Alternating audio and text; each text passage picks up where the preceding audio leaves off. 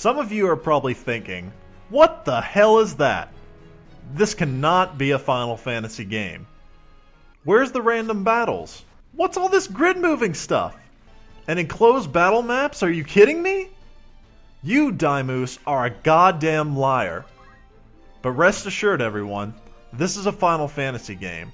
And it may wear the name, but it's got an entirely different style from what you're typically used to seeing. And honestly, I feel that it's one of the best, if not the best, Final Fantasy game in existence. Hang on a second. Just let me explain myself a little bit before you close the browser window. Now, there are two versions of Final Fantasy Tactics you need to be aware of. The first was a very hurried translation version that was released for the PS1 in 1997. And some of you realize the big problem with that.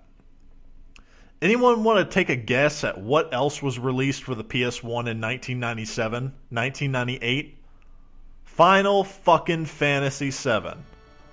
Not only did this game give people a reason to own the PS1, but it threw its struggling for notoriety younger brother, Final Fantasy Tactics, under the bus and then proceeded to beat the ever-loving shit out of it for its lunch money. Unfortunately, because of 7's popularity, hardly anyone at all ever got around to touching Final Fantasy Tactics, and those that did quickly became disenfranchised with the title for not following in the footprints of 7's enticing storyline and oftentimes intense gameplay. The world looked grim for Tactics. Would it be the Final Fantasy version of Mario Golf? A tie-in to a popular franchise in the hopes of earning some easy money? And then a miracle happened. Boom! 2007 arrived, and Final Fantasy Tactics received a much-needed restoration, coming to the PSP portable system in the form of Final Fantasy Tactics War of the Lions. Probably one of my favorite remakes. New cutscenes, new storyline plots, local multiplayer and co-op missions, inclusion of a new class, new characters, book-quality dialogue, and best of all, this.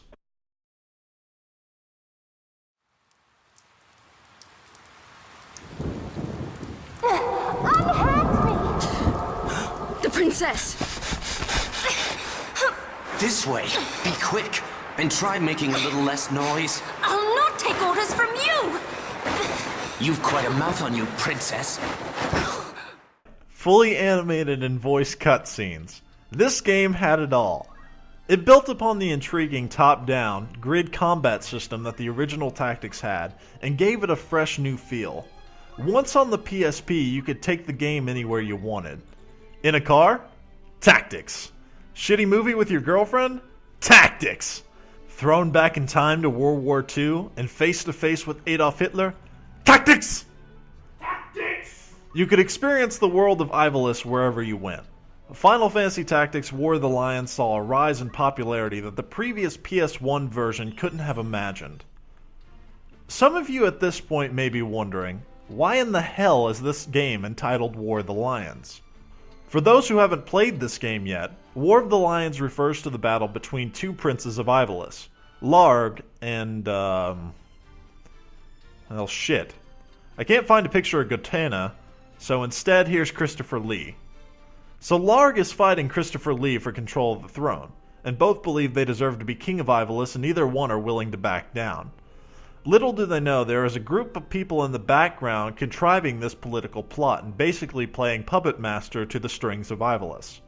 Also, a former friend of our protagonist Ramza, Delita Hyral, is working with a fake puppet princess to crown her as the new queen, which would enable her to rule Ivalice instead of Larg and Christopher Lee.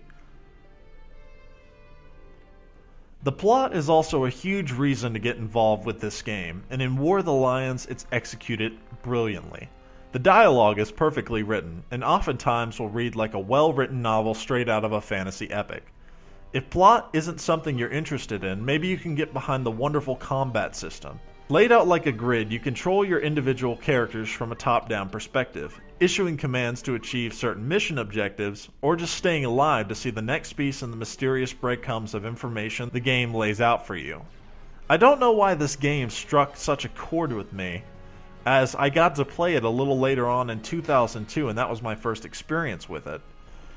Granted, it may be because it's an RTS, and RTS games have really done a number on tickling my Jimmy the right way. But I absolutely fell in love with the story and the characters. And my memory cards are filled with tactics files from PS1 to the PSP memory stick to tactics on the PlayStation Network right to my PS3.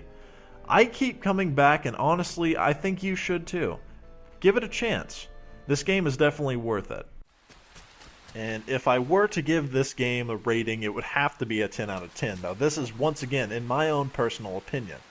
I love the game, but I know it's not for everyone, as I've had friends who have tried to play it and they can't really get into the battle system.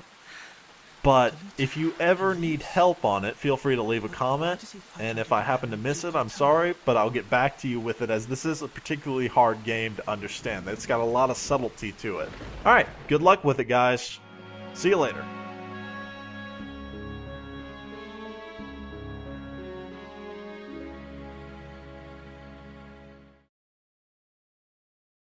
If you're interested in more content from the MPC Gaming Group, check our Facebook and Twitter page links in the description below. Otherwise, make sure to subscribe, like, or comment. We need the money. Seriously, guys. We need the money.